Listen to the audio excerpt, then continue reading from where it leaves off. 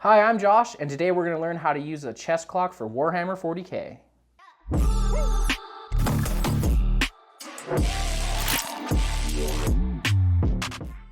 I'm sure you've heard about and have your own opinions on using chess clocks in Warhammer 40k. It's been a hot button topic for quite a while. However, in the last few years, I really think that the chess clock has become quite the norm. I mean, it's in the code of conduct that you need to use one if one opponent wants one. And just in general, it can be really helpful for casual and competitive play. So today we're going to talk about why you need to use a chess clock, how to use it, and some nice etiquette while using it. So why would you want to use a chess clock? Well, the most important thing is that it evenly splits time for both players. You don't have one person dominating the clock and say taking 2.5 hours out of the full 3-hour round. And alternatively, this protects you because you get more than 30 minutes for your turn. Using a chess clock also ensures that you get all 5 turns of your game in. Using a clock keeps you on track and it gives you time from the master clock so that you can both get in a full game and also end when the round timer ends. Oftentimes I've seen some really awkward scenarios where you look over at the table next to you and the round has ended and it's only turn 3 for those people, or maybe it's turn 3 and one player got a turn 4, so they're trying to talk out what the point value is. So that's always a really bad situation that could have been prevented by using a chess clock effectively. And finally, it also respects everyone's time. I personally don't want to spend 5 hours playing a game of Warhammer unless it's a practice game. So getting to the game store, playing a 3-hour game, getting out and moving on with my life, probably making a new list or something, is always really nice to do. So how do you actually use the chess clock? Well, the premise is actually very simple. Whenever my opponent is doing something, I simply hit my side and I put my time, or the time, onto my opponent. So if it's their turn, if they're moving, casting spells, doing attack rolls, etc., that's all on their time. If they're making a decision, etc. And for my opponent, if they want to switch the time back to me, so say they shoot me and I need to make some saves, because I'm the one rolling dice, even though it's their turn, they just hit their side and the time goes back to me. So what about those other situations where you don't know whose time it should go on? Well, it's very lined out in the code of conduct for how to use a chess clock on the ITC website, which you can find here.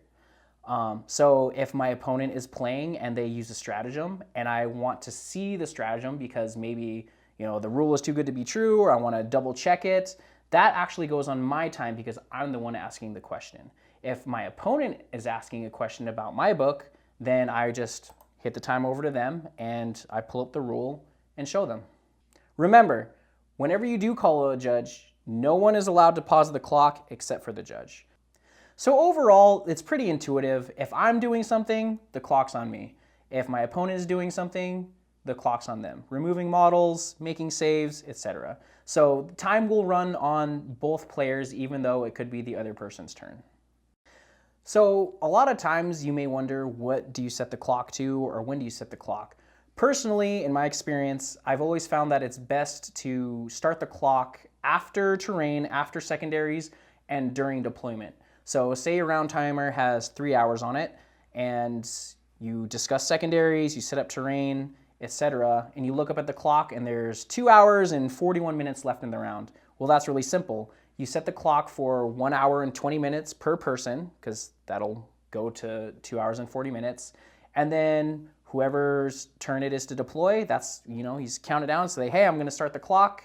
3, 2, 1.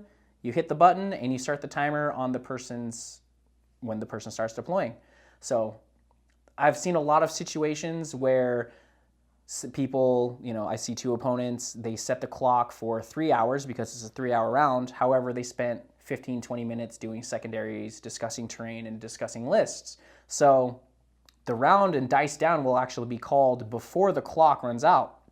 And that prevents a bad situation because, someone could have timed out, or someone, you mistakenly believe that you have an extra 20 minutes in the game and you don't. They call dice down, your clock is wrong. So that's just feel bads for everyone. So make sure that your clock matches what the master timer says. Finally, let's talk about some chess clock etiquette. Remember, this is a game and you are entering in a social contract with someone that you're probably going to spend the next 3 hours with. You can be competitive and still be fun and pleasant. And remember, how you win is just as important as winning. So probably the number one thing that I want to go over is that you should not ever weaponize the clock. That's probably the biggest problem, or the biggest perceived problem that a lot of folks have when it comes to using a clock in a game. What does it mean to weaponize the clock? That means, clicking it to the other person's time when they don't know that you're clicking it over to them. Being really shady with it. Just pretty much just making them use time when either they shouldn't be using time or without notifying them. I mean, overall, it is their responsibility to click the time back to you. But if it's a newer player or someone who hasn't used a clock before, it's always, polite and I would say expected to, if you're doing something, switch the clock to yourself, because you don't want to burn someone else's time and win because, you cheated on the clock. You want to win because of your good decisions. So what if your opponent has never used a clock before? Well, that one's actually very simple. You can set it up on the table and say, hey, I'd like to use a clock for this. I know we're both probably pretty fast players, but sometimes, you can play a game where you're in the fight phase on turn 1 and you have 10 fight phases between the two of you over 5 turns, and the game can, kind of drag on a while. So when you do set up the clock with a new player, you say, hey, I'm going to use the clock, and help them out a bit. If when it's their turn, they're deploying, you say, hey, I'm going to switch the time to you while you do this. Just click the button. And then when they're done doing what they're doing, you say, hey, I'm going to switch it back to me while I make this decision, and you just click it back to yourself. It creates goodwill and it ensures fair use of time. Another thing that you should remember is that you shouldn't be a dick during deployment. So if my opponent is putting models down and the clock is on him, and the clock is running and I'm putting models down on their time, that's not only is that illegal, but it's pretty much a dick move. Because, they finished putting their models. Oh, I have my models down. They click the time back to me and I just click it back to them instantly. It's kind of creates a bad atmosphere, and it causes other issues that I won't go into, but, respect the time while your opponent's deploying. You may have an idea of where to put your models, and just let them do it. And then when the time clicks back to you, put your models down, click it back. Just don't do it on their time. So there you have it.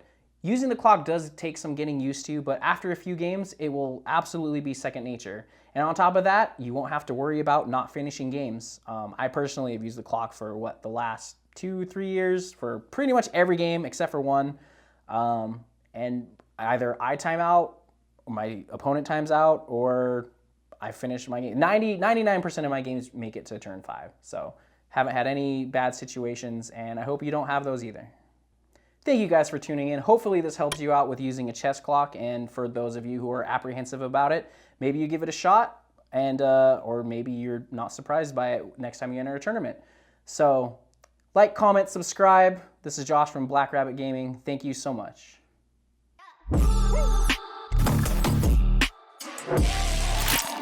Yeah.